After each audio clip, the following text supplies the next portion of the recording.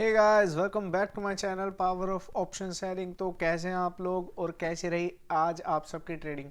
आज थी निफ्टी की एक्सपायरी। आप सब ने आज निफ्टी के अंदर कोई ऑप्शन सेलिंग करी, अगर करी तो उसके अंदर कैसा एक्सपीरियंस रहा आपका। तो गाइज मैंने भी करा था निफ्टी के अंदर आज, बट वो मैंने करा था मेरी आईडी के ऊपर, और जो डीमेट के अंदर मैं करता हूँ वो तो करता हूँ शॉर्ट स्ट्रडल, वो मैं करता हूँ सेक्स के अंदर। पहले मैं करता था बैंक निफ्टी के अंदर। बैंक निफ्टी की वीकली एक्सपायरी खत्म होने के बाद मैंने शुरू कर दिया था सेंसेक्स के अंदर, क्योंकि इसकी वीकली एक्सपायरी होती है। तो वीकली एक्सपायरी के अंदर ज़्यादा बढ़िया वो निकलता है, रिटर्न निकलता है as compare to monthly expiry. Monthly expiry के अंदर भी निकलता है रिटर्न, बट उसके अंदर ना क्या होता है, जिस तरह एक तो उसके प्रीमियम हाई खड़े होते हैं। प्रीमियम हाई खड़े होने की वजह से हमारा जो खर्चा होता है उसके ऊपर जो चार्जेस होते हैं, गवर्नमेंट चार्जेस होते हैं, वो ज़्यादा लगते हैं।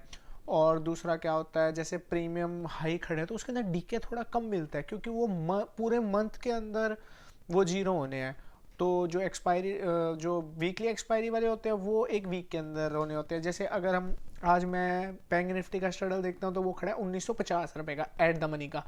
और यही मैं जो सेंसेक्स के अंदर कर रहा था आज उसका खड़ा था लगभग कोई 700 रुपये, 750 ऐसे खड़े थे। तो वो देखो, एक 1900 वाला जो जीरो होने हैं प्रीमियम, वो होने हैं पूरे महीने के अंदर।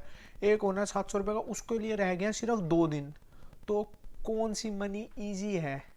तो मनी वैसे देखा जाए तो कोई भी इजी नहीं है, हमारे को उसके लिए एफर्ट्स डालने पड़ते हैं, स्किल्स चाहिए होती है। लेकिन थोड़ा सा इजी है हमारे को वीकली एक्सपायरी से पैसा निकालना as compare to monthly expiry. ये मेरा थॉट है, मतलब मुझे ऐसा लगता है।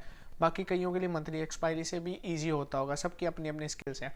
तो डेली की तरह मैंने अपना वही सेंसेक्स के अंदर आज भी स्ट्रगल करा। आज मेरा जो प्रॉफिट ही है, मतलब लॉस तो नहीं है, लेकिन ये कुछ प्रॉफिट नहीं है। देखो साइड में स्क्रीनशॉट डाला मैंने, 2000 रुपये का प्रॉफिट है सिर्फ। तो 2000 रुपये का प्रॉफिट कुछ भी नहीं होता। बाकी जो मैंने निफ्टी के अंदर मैं कर रहा था वो मैंने अपनी सॉफ्टवेयर के ऊपर किया था जो ग्रीक है।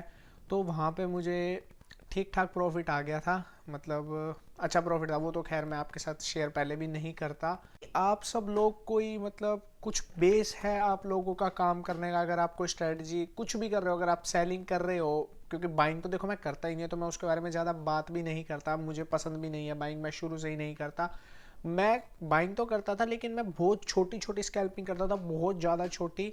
वो एक डिफरेंट वे था करने का, उसको मैं बाइंग में भी कंसीडर नहीं करता था कि मैं कोई डायरेक्शनल बाइंग कर रहा हूँ। वो हमारी स्ट्रेटजी बेस्ड बाइंग थी, वो भी मैं करता था। वो फिलहाल अभी नहीं कर रहा क्योंकि मेरे पास अभी टाइम ही नहीं होता इतना, क्योंकि मैं सेलिंग के ऊपर इतना फोकस करता हूँ। यार सेलिंग के अंदर ना हम ना, मतलब सेलिंग के अंदर मुझे ऐसे ईजी लगता है कि हम पैसा ज़्यादा कमा सकते हैं। मतलब सेलिंग को जो है ना मैनेज करना वो थोड़ा सा ईजी है। थोड़ा सा मतलब जो मेरे व्यूज़ है ना उसके हिसाब से थोड़ा सा बहुत ज़्यादा ईजी है सेलिंग को। मतलब एक अगर हम बड़ी क्वांटिटी भी कर देते हैं सेलिंग के अंदर, उसको मैनेज करना ईजी है एज़ कम्पेयर टू बाइंग।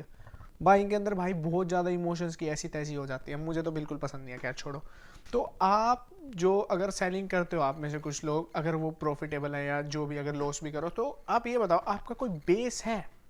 आपका कोई बेस है सेलिंग करने का कि हाँ मैं इस सॉरी मैं ऐसे सेलिंग करता हूँ, या ये चीज़ देख के सेल करता हूँ, या ये चीज़ देख के सेल करता हूँ, या यहाँ पे एस एल रखता हूँ, अगर इतना एस एल हिट हो गया तो मैं अब ट्रेडिंग बंद कर दूंगा, या एक ट्रेड में इतना एस एल लूँगा, या पर डे का इतना एस एल होगा। क्या ये सब आपका कुछ बेस है? अगर आप सबका बेस है ऐसा कुछ तो आप बढ़िया कर रहे हो। अगर आपका ये बेस नहीं है तो गाइज मुश्किल है आप लोगों के लिए पैसा बनाना लॉन्ग टर्म। देखो कुछ लोग कहेंगे कि हाँ भाई हमारा तो बेस नहीं है फिर भी हम पैसा कमा रहे हैं। भाई हो सकता है तुम कमा रहे हो, लेकिन मेरे व्यूज़ तो ऐसे हैं कि मैं तो नहीं कमा सकता अगर मेरे पास कोई बेस नहीं है, कोई एसल नहीं है, कोई कुछ भी नहीं है। या मैं मतलब अगर आप लॉन्ग टर्म से बिना रूल्स वाला बंदा पैसा कमा रहा है, भाई मैं तो इम्पॉसिबल मानता हूँ। बिना रूल्स के अगर कोई बंदा लॉन्ग टर्म से पैसा कमा रहा है, मैं तो नहीं मानता भाई, इम्पॉसिबल है, इम्पॉसिबल। कोई लाखों करोड़ों में से एक बंदा होएगा जो ऐसे बिना रूल्स के कमा रहा होगा, अदरवाइज इट इज़ इम्पॉसिबल। और मैंने निफ्टी के अंदर भी, जैसे मैंने कल पोजीशन लेके गया था, ट्यूसडे को पोजीशन लेके गया था, एक स्ट्रडल सेल करके गया था और उसकी हैजिंग के लिए मैं लेके गया था। तो उसके अंदर यार आज प्रॉफिट तो बढ़िया आता, लेकिन आज मैंने फिर सिर्फ उसके अंदर 900 रुपये का ही प्रॉफिट बुक करा है। और अगर मैं पूरा दिन बैठा रहता तो उसके अंदर मुझे 4500 रुपये प्रॉफिट आता, सिर्फ 2 लोट के अंदर, जो मैं डीमेट के अंदर करता हूँ। बाकी अलग है, जो मैं डीमेट के अंदर 2 लोड करे थे उसके अंदर मुझे 4500 रुपये का प्रॉफिट आता। बट ठीक है, मेरी रूल के हिसाब से मुझे 900 रुपये ही ठीक लगे तो वो ठीक है। आज का छोटा प्रॉफिट कल बड़े प्रॉफिट पे जा सकता है, लेकिन अगर आज मैं लालच करूंगा, अपने रूल से हट के बड़े प्रॉफिट की तरफ जाऊंगा, रूल से हट के, भाई वो कल मुझे बहुत बड़ा लॉस भी दे सकता है। तो डिसिप्लिन इज मस्ट।